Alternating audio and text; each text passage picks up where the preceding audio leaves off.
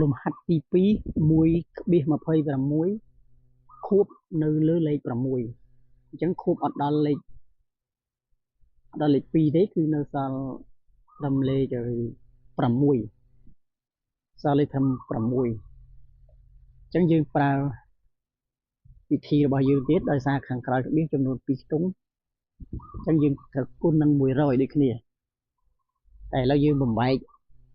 1.26 ខួបសិនចឹងយើងអាចសរសេរទៅជា1.26 ខួបកន្លែងនេះមានន័យថា6ទាំងអស់អញ្ចឹងចុច6ចុងក្រោយហើយយើងតាំងសិនយើងតាំង n ស្មើនឹង1.26666រហូតដោយសារខាងក្រោយក្បៀសនេះមាន2ខ្ទង់អញ្ចឹងយើងចាប់ផ្ដើមគុណនឹង100អញ្ចឹងអង្គទី2យើងគុណ100មកអញ្ចឹងយើងបាន100គុណនឹង n ឃើញ 100n អង្គទី1គុណ100អង្គទី2យើងគុណ100ដែរឥឡូវយើងពិនិត្យមើលបើសិនជាផ្នែកនេះយើងគុណនឹង100គុណ100បានន័យថា0មានចំនួន2អញ្ចឹងយើងរំកិលក្បៀសចំនួន2ណាក្បៀសនៅខាងមុខលេខ1យើងអត់ទាន់រំកិលទេរំកិលទី1នៅកន្លែងនេះរំកិលទី2គឺនៅកន្លែងនេះអញ្ចឹងយើងឃើញថាលេខរំកិលដល់ចំនួន2ខ្ទង់រំកិលទី1រំកិលទី2អញ្ចឹងយើងពិនិត្យមើលឃើញលេខប៉ុន្មាននេះខាងមុខឃើញលេខ126ចឹងកន្លែងនេះគឺលេខ126ចឹងខាងក្រោយនេះគឺ6ទាំងអស់បន្ទាប់មកទៀតយើងគុណនឹងត្រឹម10បានហើយគុណនឹង10ចឹងបន្ទាប់មកទៀតយើងគុណនឹង10គុណនឹង10បានថា n គុណ10នេះគឺ 10n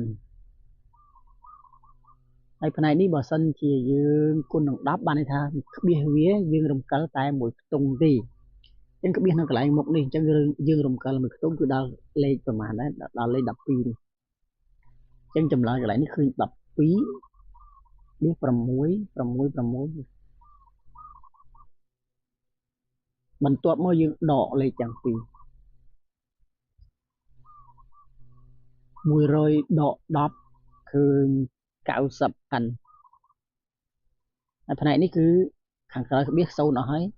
6ដក6នេះ0 0 0 0អញ្ចឹងកន្លែងខាងក្រោយក្បៀសគឺ0អស់ហើយខាងមុខក្បៀស6ដក2បាន4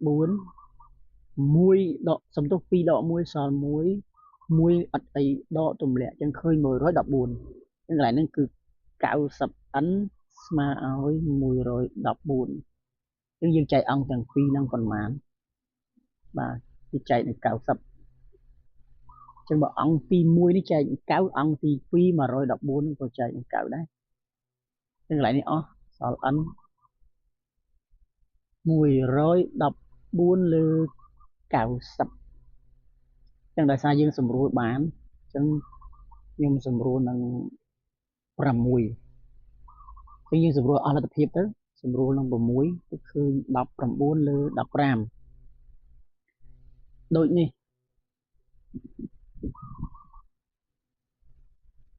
ចំនួនទស្សភាគខួបរបស់យើងដែលមានតម្លៃ 1.26 ខួបនេះស្មើឲ្យអី19លើ15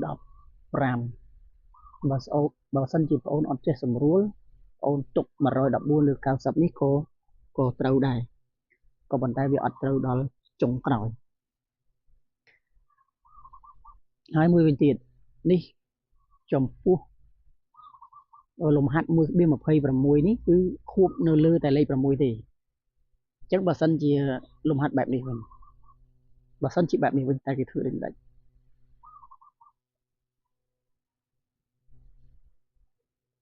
បើសិនជាបែបនេះវិញឧទាហរណ៍ថាលំហាត់ហ្នឹងមិនមែន 1.126 នេះមិនមែនខួបនៅលើលេខ6តែឯងទេគឺខួបរត់មកដល់លេខ2បានន័យថាខួប2លេខអញ្ចឹងបើខួប2លេខជាប់គ្នាបែបហ្នឹងគេធ្វើយ៉ាងម៉េចបើខួប2លេខជាប់គ្នាបែបហ្នឹងយើងសរសេរបែបនេះសិនគឺ1ខួប2ខ្ទង់បែបនេះគឺខួប2ខ្ទង់ហើយគឺលេខ26 26 trong đó cái tôi 26 ដូចគ្នាចឹងយើងគុណ100ដូចគ្នាសិនគុណ100ដូចគ្នាចឹងយើងយកគុណ100ទៅយើងតាំង n ស្មើនឹង 1/26 តោ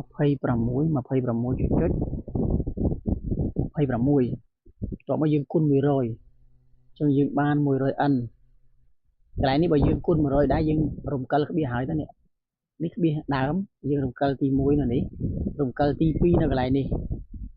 ចឹងយើងនឹងឃើញលេខហ្នឹងលេខប្រមាណហើយ126ចឹងលេខកន្លែងហ្នឹងឃើញ126ហើយក្បៀស26ចុចកន្ទុយចុងក្រោយ26ហើយទី2របៀបទី1អំបញ្ញមិញយើងដកនឹង10បានន័យថាយើងគុណនឹង10ប៉ុន្តែ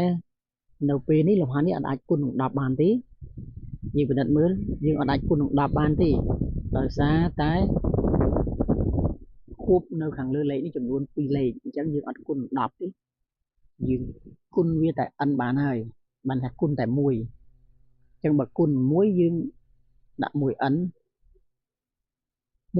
ហើយនឹង n គឺដូចតែគ្នាទេអញ្ចឹងយើងដាក់លេខនឹងដើមមកវិញមកដាក់លេខដើមមកវិញគឺ 1/26 យើងដាក់ឲ្យត្រូវជួរ 1/26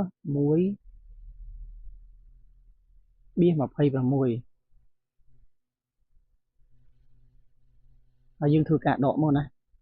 យើងធ្វើការដកមក100ដក1ឃើញ 99n ហើយអាកតុយនេះដកគ្នាគឺអស់ហើយ0អស់ហើយណាអញ្ចឹងកតុយក្បៀសគឺ0អស់ហើយចុងក្បៀសខាងដើមលេខខាងដើមគេនេះ6ដក1ស្មើ5 2 1បាទអញ្ចឹងកន្លែងហ្នឹងគឺ99n ស្មើឲ្យ125អញ្ចឹងយើងចែកអង្គទាំង2នឹង99មក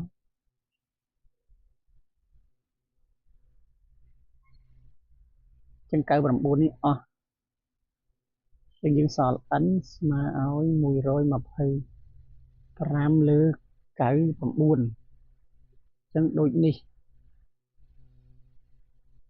ចំនួនទស្សភាគខួបយើងដែលមាន 1/26 ខួបយើងសរសេរជាប្រភាគបាន125លើ99អញ្ចឹងយើងប្រុងប្រយ័ត្នលេខទាំងពីរហ្នឹងលេខទី1គឺខួបនៅតែលើលេខ6ទេអញ្ចឹងអាហ្នឹងគេគុណ100ហើយគុណ10ដកគ្នា